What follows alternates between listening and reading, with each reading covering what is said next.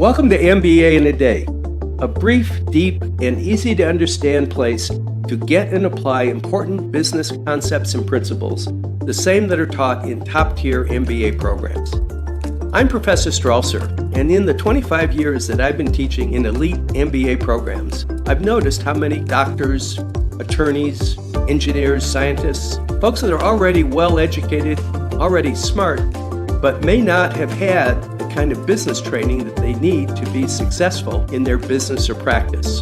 So whether you're listening to this in your car, while commuting to or from work, on the beach, or just want to learn about business, let's get started with this episode's exploration of critical business concepts.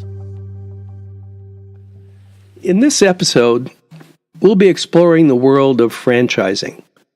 Franchising is something that we see every day, and yet we don't think about it, especially if we're interested in being in business for ourselves, and yet do not want to take on the risk of being an entrepreneur that's starting a business from scratch.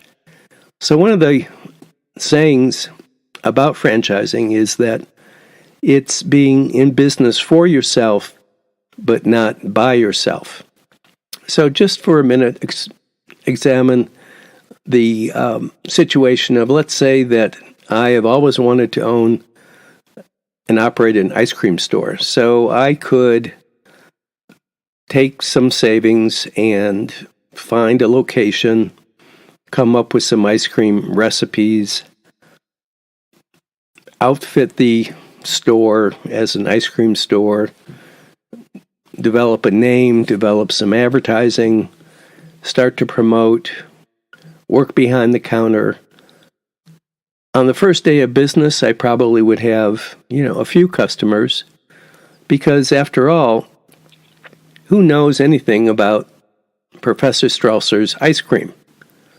On the other hand, if I took that same amount of savings and bought, let's say, a Cold Stone Creamery franchise, I'd have Cold Stone behind me to help me develop the store layout, pick the right location, have the advertising, have a brand name, and very likely on the first day of opening, I'd have a lot more customers than if it was simply Professor Stralser's ice cream store.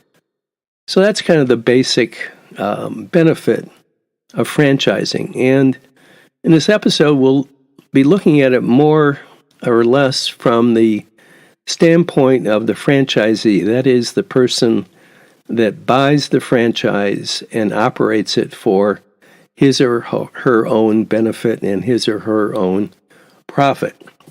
So the world of franchising is really much bigger than you might think. Somewhere around $1 trillion in retail sales come through franchising in one form or another. So many of the brand names you see every day as you're driving down the street are actually forms of franchising.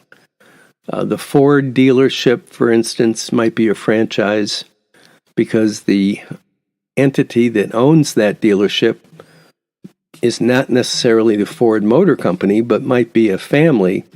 And in the case of auto dealerships, families probably in their third or fourth generation, although among dealerships there's been a lot of consolidation where big corporations have bought up all the family ownerships. But nonetheless, auto dealerships have been around for a long time, are a pretty good example of a franchise. Most of the fast food places that you frequent are also benefiting from the franchise concept. So when we have a franchise, we have something that already has some sort of business plan. And the company that has developed the franchise concept, we'll call them the franchisor, they have really figured out the processes and the approaches to making that business successful. They probably patented some processes. Certainly they have trademarked their trade name, some of their logos, some of their designs. And so as a franchisee, you are simply operationalizing or putting into effect the business plan that the franchisor has developed. Usually, a franchisee who buys a franchise also gets the benefit of ongoing training and having the franchisor, the more or less parent company, continually providing new products and services so that the franchise concept is always fresh and alive. So, in order for a concept to be franchisable, if there is such a word, it takes some sort of business that has a proven record of success and that can be replicated by other people who may not have been trained or grown up in that particular business. So, a franchise concept is something where you can take a person or persons and after a certain amount of training, train them into being able to be successful and profitable operators of that business concept. Another thing that marks a successful franchise concept is something that, as they say, has legs, and that is that if it's successful in one area, it can be replicated and is successful in another area. Because in order for a franchise to really develop and grow, it has to be able to grow geographically. And in today's world, it also has to be able to grow internationally as well. So, if you are a company that is interested in developing growth through selling your concept as a franchise to other people, you have to think about whether or not whatever it is that your business model is can be performed by other people.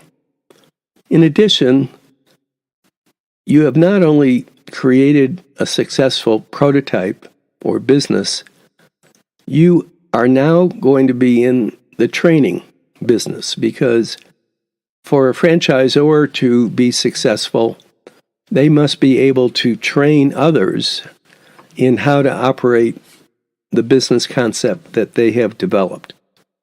And further, to be successful as a franchisor, you have to also be able to understand what makes for a successful location, for instance. You have to be able to create advertising that is compelling and can be used throughout whatever geographic areas you're serving and can be used by your franchisees to grow their own business.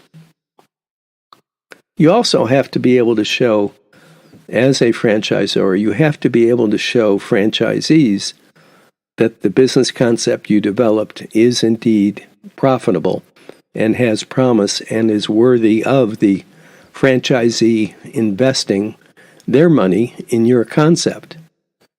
So one of the paramount benefits to a company that utilizes the franchise concept to grow their business is that you are growing your business by finding other so-called partners who are providing the growth capital needed to grow the business. So instead of growing the business by borrowing money or registering securities and making a public offering, you are growing your business by using the funds of your franchisees. And so it's much different than having simply managers managing your new units that you've opened. Those new units that are being opened are being opened by people who are investors and who are, in a sense, partners of yours. So that provides certain benefits to you as the franchisor, because the people who are partnering with you are very motivated because they have a lot of skin in the game. So you're not quite as worried that at 9 o'clock in the morning, some 14-year-old is not going to show up to open up the store. Rather, you'll have, most likely, an adult with some capital who's invested that capital and will indeed not only be there at 9 o'clock, but will probably be there at 6 a.m. in order to get the store or whatever it is ready for opening. So as a company interested in growing, franchising becomes a very attractive means of providing that growth opportunity. On the other hand, as a company, because you are growing through selling the prospect of your business to others, you also have a higher expectation by your franchisees of success, and the franchisee network can be very demanding upon the franchisor. And as franchise concepts become larger and larger and more complex, there is very often an accompanying amount of discord or unhappiness among the franchisee community. It's not to say that it's always a contentious kind of relationship, but as a franchise concept gets more and more complicated, the opportunities for disappointment and underperformance sometimes become problematic and consume a great deal of time on the part of the franchisor. So when we look at franchising, there really are a couple different kinds of categories. One kind of franchising system is a product distribution system. That's simply where the franchisee purchases in large quantity the products of a manufacturer, and then by virtue of an agreement as a dealer or a licensee, has certain rights to resell or to sell those products in a certain area. So when we use the car dealer example, if you have a Ford dealership, you are buying those cars directly from the Ford Motor Company and simply reselling the product as you receive it, and are doing so under some sort of an agreement that covers a specific geographic area. More often we have a business format kind of franchise where the franchisee actually produces or somehow makes or provides the services of the franchisor. So the franchisee is really involved in the method of whatever the product or service is, and provides those products or services pursuant to an agreed upon format or formula consistent with the brand, consistent with the quality, and consistent with the values of the franchisor.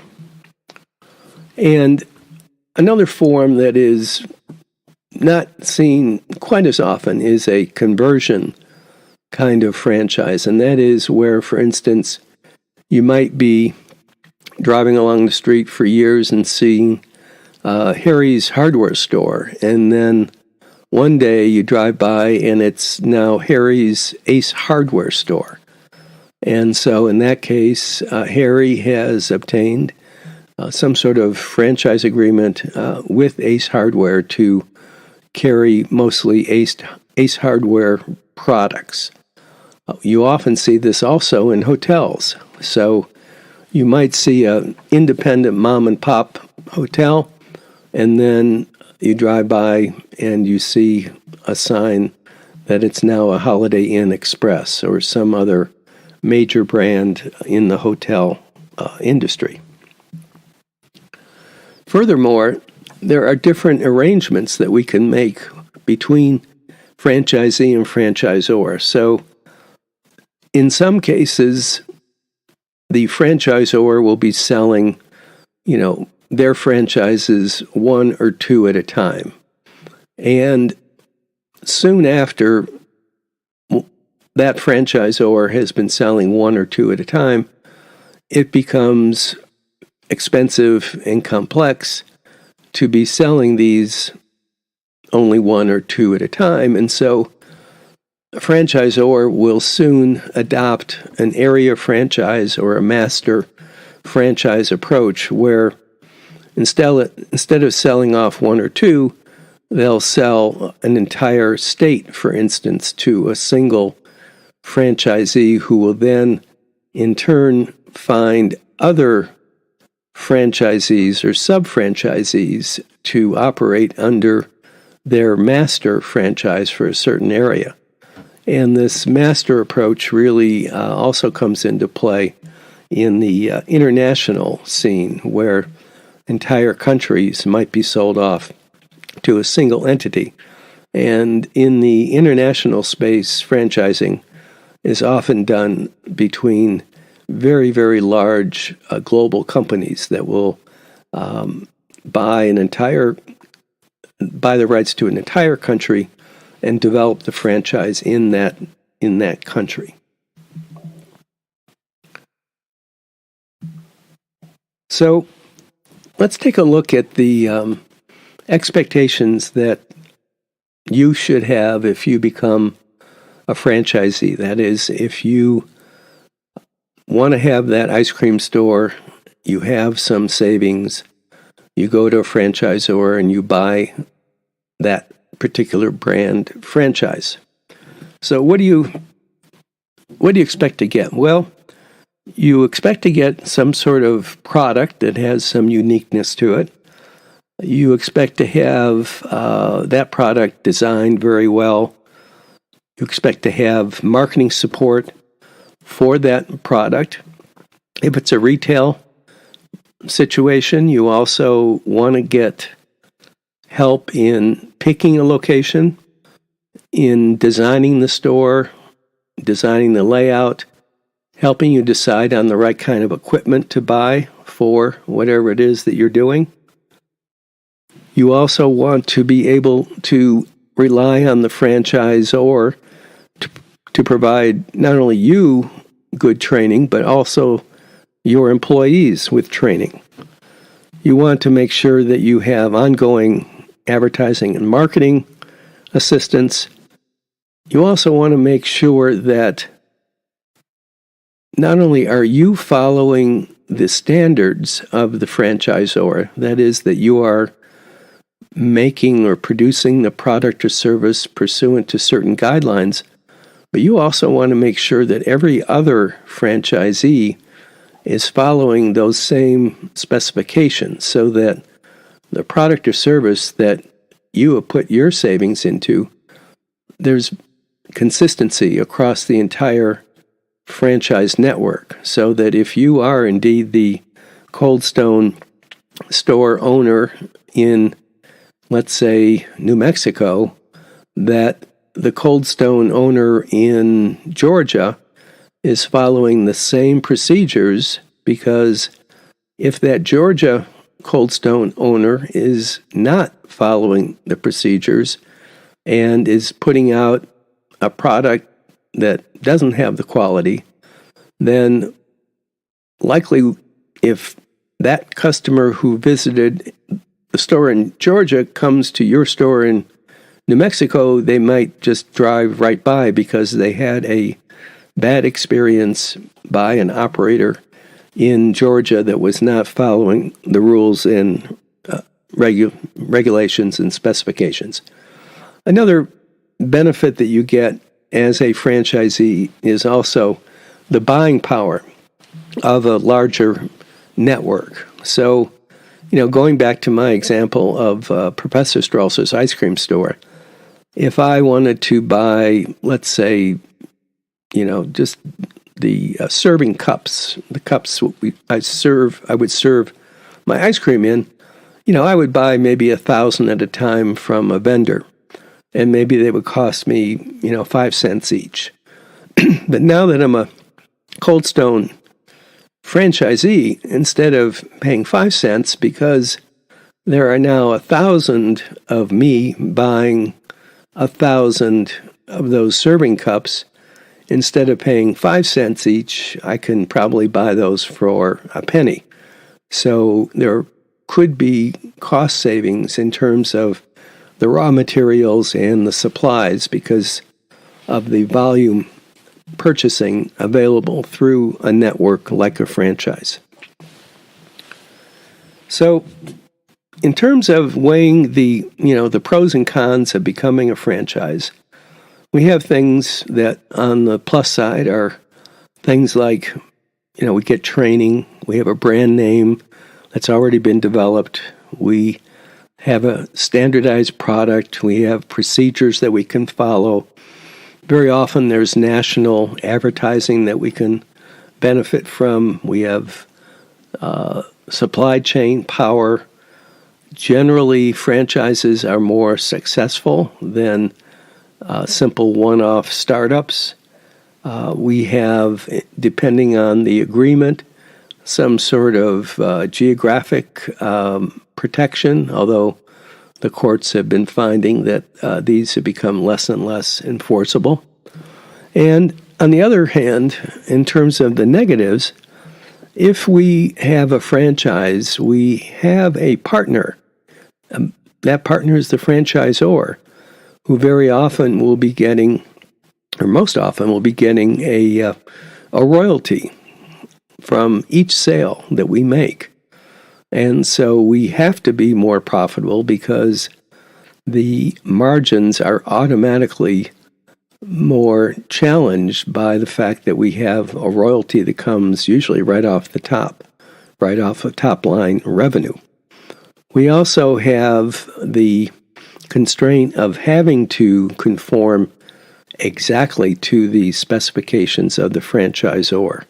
And so if we are truly creative entrepreneurs, sometimes we feel like this can be constraining to us. For instance, let's say that I have opened up my Cold Stone franchise, and after about a year or so, I find that almost every day somebody comes in and asks if we sell hot dogs, because we have a big office park right next door. And increasingly, I'm getting requests for hot dogs and sandwiches and salads and so on. Well, according to my franchise agreement with Cold Stone, I'm limited. I cannot sell hot dogs and salads and sandwiches. So because of that franchise agreement, I might be foregoing possible additional revenue and possible additional opportunities.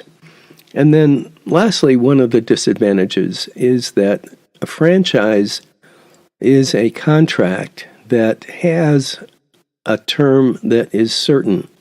That is, a franchise agreement has a certain number of years, and that can work both for and against you as a franchisee. In other words, if, let's say, you have a 20-year franchise agreement, and you've been operating your franchise now for 18 years, and you find that, it's just about time to hang it up, and you want to be able to sell your business like any other business owner, and you find some interested prospects. However, your franchise only has 2 years left on it.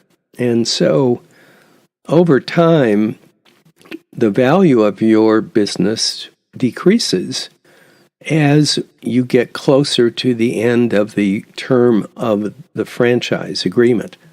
Now, most franchisors will be willing to consider extension of an agreement, especially if there is a new party that is coming into the picture provided that that party meets the credit standards, and in many cases there would be some sort of a transfer fee.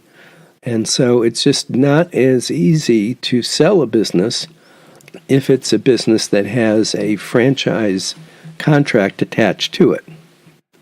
When we're dealing in franchises, as I mentioned, we've got a contractual arrangement between yourself as the franchisee and the company that you're franchising from, the franchisor.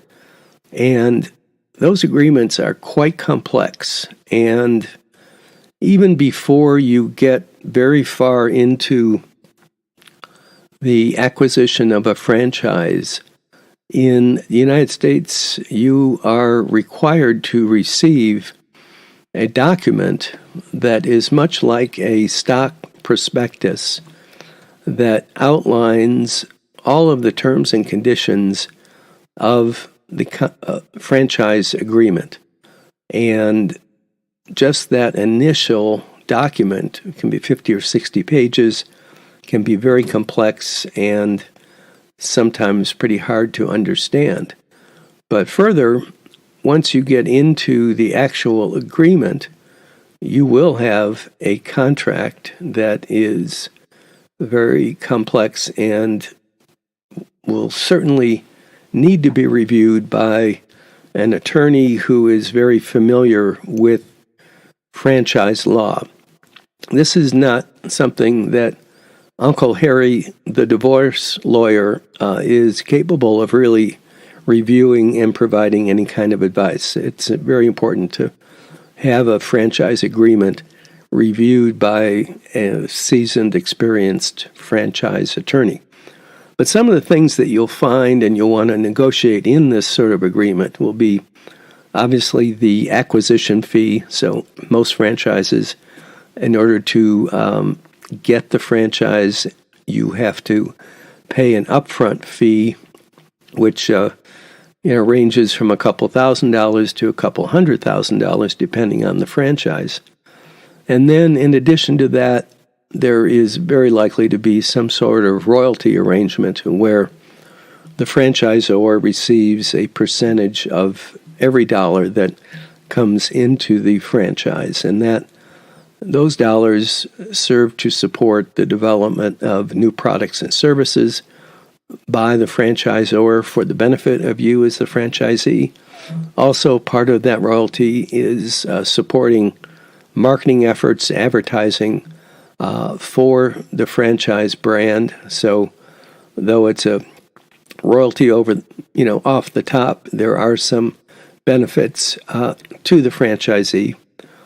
Another thing that will be part of your contract will be how does the franchisor maintain quality control over what it is that you are doing under that agreement.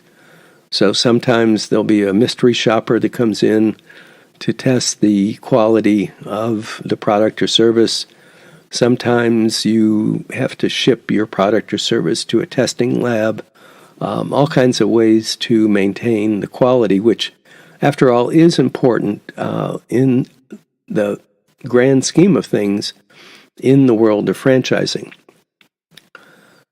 Generally, the franchise agreement will also stipulate the type of equipment that is required if you're in the kind of franchise that you're going to be making something. There will be location requirements. There may be some requirements in terms of your store hours, because if you're a retail franchise, the franchisor wants to make sure that you're going to be open long enough to be able to, first of all, be successful, but more importantly to them, be successful enough so that you're generating a good stream of royalties. There's also be some sort of reporting requirement.